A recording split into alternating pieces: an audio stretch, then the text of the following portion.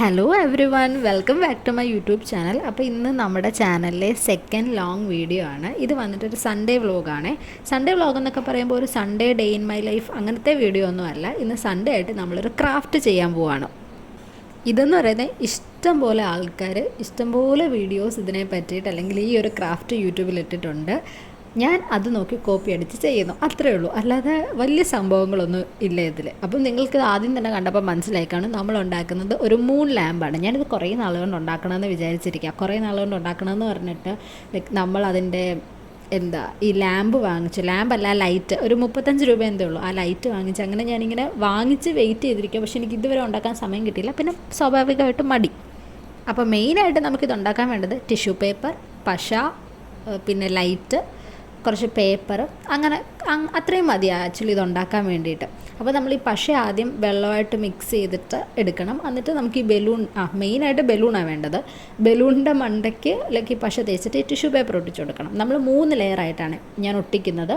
കാരണമെന്ന് പറഞ്ഞു കഴിഞ്ഞാൽ അല്ലെങ്കിൽ ഇത് പെട്ടെന്ന് ചൊങ്ങിപ്പോവാനും ഒക്കെ ഉണ്ട്.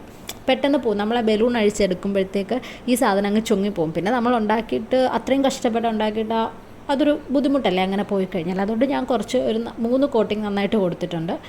പിന്നെ ആദ്യത്തെ 2 കോട്ടിങ് നമ്മൾ നോർമൽ ടിഷ്യൂ വെച്ചിട്ടാണ് കൊടുത്തിട്ട്, നോർമൽ കട്ടി കുറഞ്ഞ ടിഷ്യൂ പേപ്പറാണ് ഞാൻ യൂസ് ചെയ്തത്. പിന്നെ മൂന്നാമത്തെ ലെയർ ഈ കാണുന്ന കുറച്ച് കട്ടിയുള്ള ടിഷ്യൂ പേപ്പർ വെച്ചിട്ടാണ്. ഞാൻ മൂന്നാമത്തെ ലെയർ ഞാൻ നല്ലപോലെ കോട്ടിങ് കൊടുത്തിട്ടുണ്ട്. ഇതെല്ലാം കഴിഞ്ഞിട്ട് ഇത് കുറച്ച് ഇച്ചിരി നേരം നിന്ന് ഈ ഒട്ടിക്കുന്ന പരിപാടി കുറച്ച് ടാസ്ക്കാണ്. കുറച്ച് നേരം നിന്ന് ഒട്ടിക്കണം. അത് കഴിഞ്ഞിട്ട് ഞാൻ ഈ സാധനത്തിനെ നേരെ കൊണ്ടുപോയി വെയിലത്ത് വെച്ചു. എനിക്കിത് വെയിലത്ത് വെച്ചപ്പോൾ ഒരു പേടിയുണ്ടായിരുന്നു, ബലൂൺ ഇനി പൊട്ടിപ്പോകുമോ എന്നൊക്കെ. പിന്നെ ഞാൻ കുറേ നേരം വെയിലത്ത് വെച്ചു. പിന്നെ വെയിലൊക്കെ പോയി കഴിഞ്ഞ് ഞാൻ അകത്ത് കൊണ്ട് വെച്ചു. അങ്ങനെ ഈ സാധനം എനിക്ക് ഉണങ്ങി കിട്ടാൻ രാവിലെ വെച്ചിട്ട് എനിക്ക് വൈകുന്നേരം ഒരു 7 മണിയൊക്കെ ആയപ്പോഴാണ് എനിക്ക് ഉണങ്ങി കിട്ടിയത്. ഞാൻ വെയിലത്ത് വെച്ചിരിക്കുന്ന ഫോട്ടോ ഉണങ്ങിക്കിട്ടിയത്. പിന്നെ ഞാൻ വൈകുന്നേരം രാത്രിയിലാണ് വീഡിയോ എടുത്തത്. ഇത് നമ്മൾ ഒരു normal craft paper, white paper ആണെങ്കിലും മതി, അതിലേക്ക് ഒരു സ്റ്റാൻഡ് പോലെ മടക്കി ഇങ്ങനെ വെച്ച് കഴിയുമ്പോൾ നമുക്കിതൊരു സ്റ്റാൻഡ് പോലെ കിട്ടും.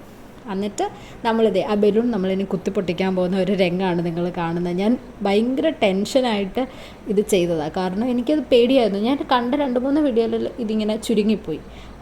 പക്ഷെ അവരത് നൂർത്തെടുത്തു. പക്ഷെ ഞാൻ നല്ലപോലെ കോട്ടും കൊടുത്തോണ്ടായിരിക്കും എനിക്ക് അത്രയും അങ്ങനെ ചുരുങ്ങിപ്പോയില്ല. ആകെ കൂടെ വന്ന പ്രശ്നമെന്ന് പറഞ്ഞു കഴിഞ്ഞാൽ നമ്മുടെ ബലൂൺ അതിൻ്റെ അകത്തായിപ്പോയി.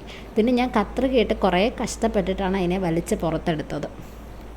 പിന്നെ ഈ ക്രാഫ്റ്റ് എന്ന് പറഞ്ഞ പരിപാടി ഉണ്ടല്ലോ, ഇത് നമ്മൾ എന്തെങ്കിലും ഒരു സാധനം ഉണ്ടാക്കി കഴിഞ്ഞാൽ അതിൻ്റെ റിസൾട്ട് നമുക്ക് അപ്പം തന്നെ കാണാൻ പറ്റും.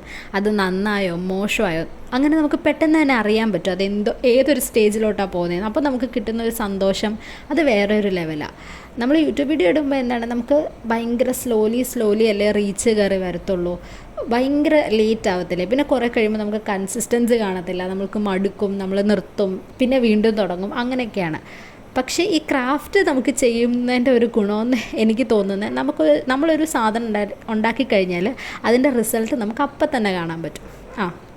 പിന്നെ ഈ ലൈറ്റ് നമ്മുടെ കയ്യിൽ കിട്ടുമ്പോൾ നല്ലപോലെ മടങ്ങിയിരിക്കുന്നത്. പക്ഷെ അത് ഞാൻ കുറേ കഷ്ടപ്പെട്ട് അത് നൂർത്തെടുത്ത്. ഇവിടെ ബാക്ക്ഗ്രൗണ്ടിൽ ഭയങ്കര സൗണ്ടാണ്. ഞങ്ങളുടെ അപ്പുറത്തെ പട്ടി ഭയങ്കരമായിട്ട് കുരയ്ക്കുക.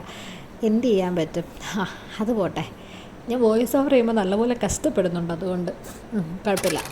എന്നിട്ടതേ നമുക്ക് ഫൈനൽ റിസൾട്ട് നമ്മുടെ കിട്ടിയതാണ് ഈ ലാമ്പ്. ഇത് കണ്ടപ്പോൾ എനിക്ക് കിട്ടിയൊരു സന്തോഷം, ഒരു സാറ്റിസ്ഫാക്ഷനൊക്കെ എന്തായിരുന്നു എന്നറിയോ? ഞാൻ അത്രയും കഷ്ടപ്പെട്ട്, പിന്നെ ഇതെനിക്ക് അത്യാവശ്യം ഞാൻ കഷ്ടപ്പെട്ടു, എന്നാലും വലിയ ബുദ്ധിമുട്ടുകളൊന്നുമില്ല കേട്ടോ. ഇതാണ് നമ്മൾ ഇരുട്ടത്ത് ഈ ലാമ്പ് വെച്ച് നോക്കുമ്പോൾ ഉള്ള ആ ഒരു ഭംഗി. ഇത് പറയുന്നതിനേക്കാൾ അടിപൊളി. ഇത് നേരിട്ട് കാണണം, എന്നാലേ ഇത് മനസ്സിലാവത്തുള്ളൂ. അപ്പോൾ അത്രയേ ഉള്ളൂ നമ്മുടെ വീഡിയോ. ഇനിയും നല്ല വീഡിയോ ആയിട്ട് ഞാൻ എന്തായാലും വരുന്നതായിരിക്കും. Tata, bye bye.